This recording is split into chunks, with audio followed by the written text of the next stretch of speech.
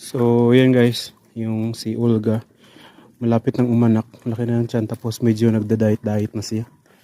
Siya yung isa sa pinakamagana kumain, tapos ngayon, medyo pa-diet-diet siya. Kaya alam kong malapit na siyang umanak, ganyan siya eh. Hmm.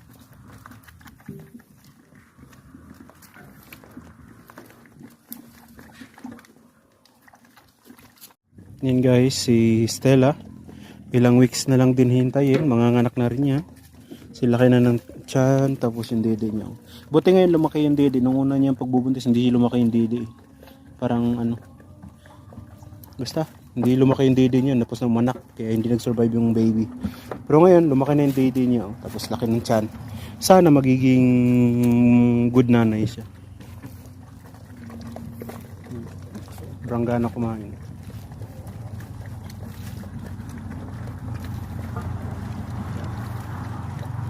Laki ng tiyan.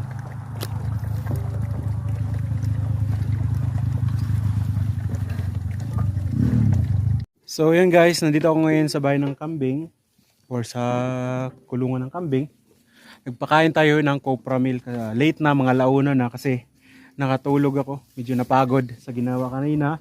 Tapos late na ka na lang kasi mainit din yung panahon, maganda yung panahon. Kaya yan, busog naman oh.